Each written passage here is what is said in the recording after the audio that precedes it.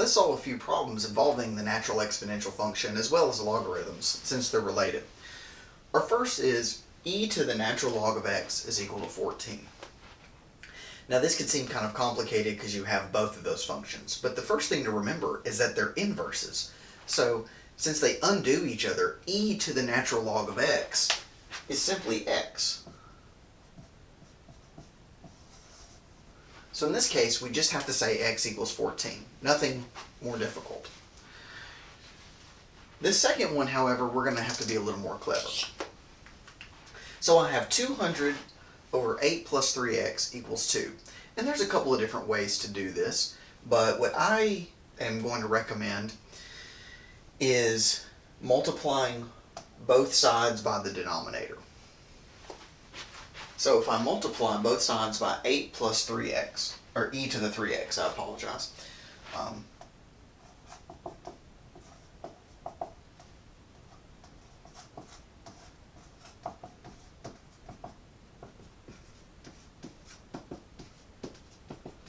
Now the first question you might ask yourself is this an allowable statement? Is it possible that some value of x is going to make this thing equal to 0? It's a good question. And the answer is no, because e to a number is always positive. So no matter what, this denominator is positive. A second key you'd have to watch out for, by the way, while I'm on the subject, is that this is perfectly valid, but if you had something like this,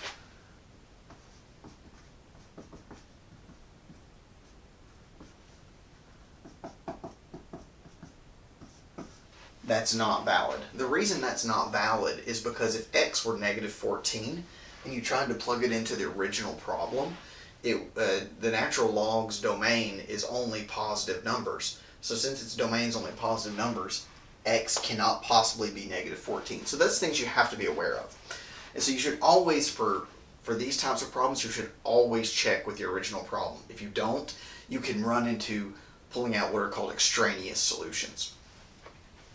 So now that we have this, what we're going to find is that the numerator and denominator are going to cancel. So I'm left with 200, and over here I'm left with 16 plus 2 e to the 3x.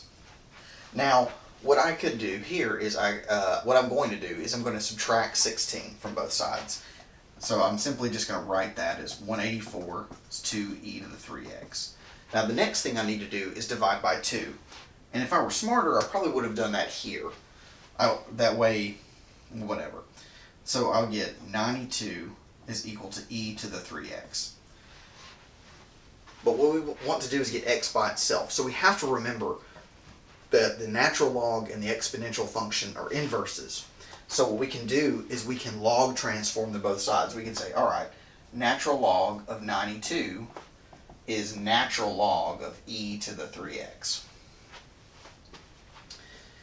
So as a result, we have this natural log of 92 is equal to 3x. Remember, that is, since they're inverse functions, they have that cancellation property. Now, we also need to be careful. We took the natural log of a positive number here, and that's okay. But if this had been like a negative number, it would be problematic. It would be unsolvable at that point.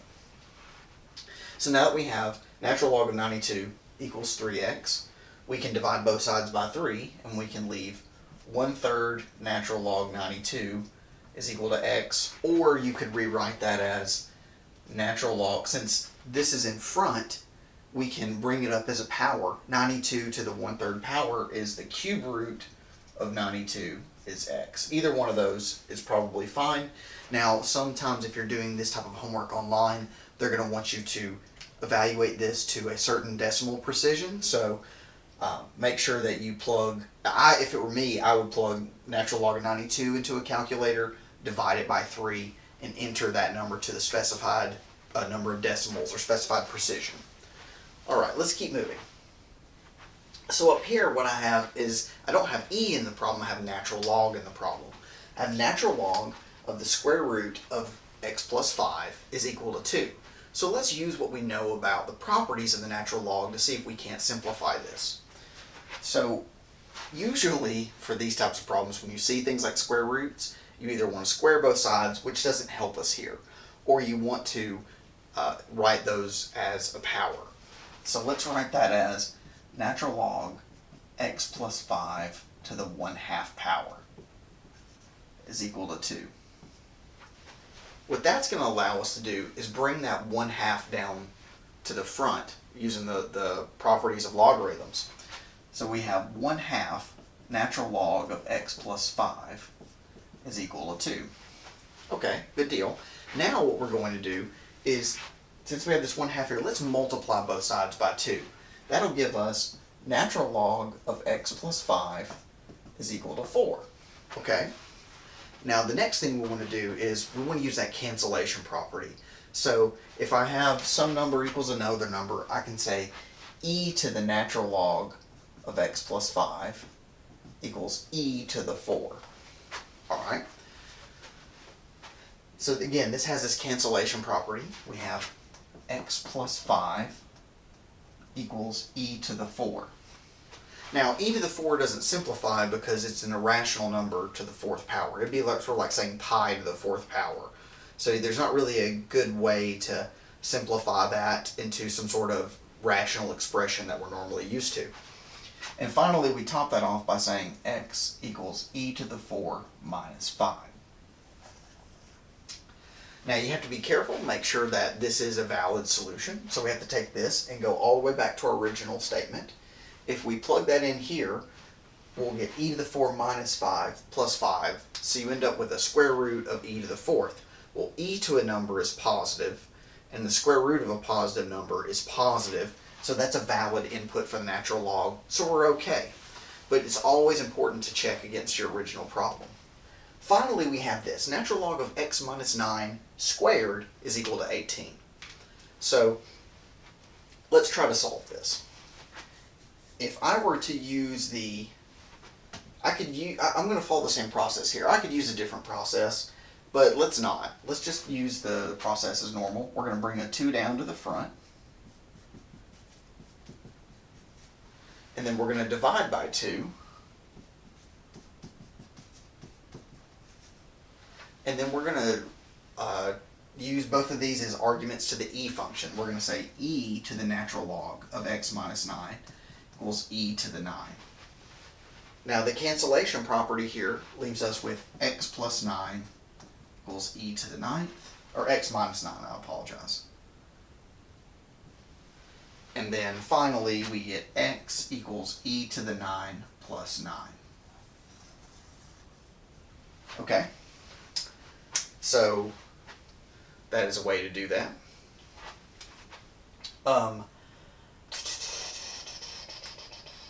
I think you could also do this a different way. You could probably say something like x could be equal to, now this is probably the answer you want. You just plug this in. This is perfectly fine. It's valid in here. Now again, if you're doing this on a calculator, I would just do e to the 9 and then add 9 to whatever the result is and get your specified precision. But based on this original problem, you should have an additional answer. It should be possible that x equals negative e to the 9 plus 9 should also be a valid input. And the reason why is because that's a squared. Because if you plug that in, you could say natural log of negative e to the 9 plus 9 squared, 9 minus 9 squared, is natural log of negative e to the 9 squared. And see, the squared will cancel that negative, which gives us natural log e to the 18, which is just 18. So this should also be valid. Now, I don't know if you're doing things like online homework, if that's going to accept that answer, but based upon the original problem statement, this should be considered a valid solution. And the reason why we potentially lose that solution is because we bring down that 2. So we've reduced the squared, we've lost that multiplicity by doing it this way. So realistically, another way to do this, and this is more complicated, but you could say, you could do that e function at the beginning and you end up with e to the natural log of x minus 9 squared equals e to the 18. So now you have x minus 9 squared equals e to the 18. So then when you take that square root, you get that plus or minus, right? Remember, you get that x minus 9 equals plus or minus e to the ninth. And then you go from there. So again, I don't know if you're going to need to know both of those solutions, but just know that the solution you used here is valid because you don't have that multiplicity. But in this case, you do. You have two possible answers. So always be aware that there could be more underneath the surface than following some simple algorithm will give you.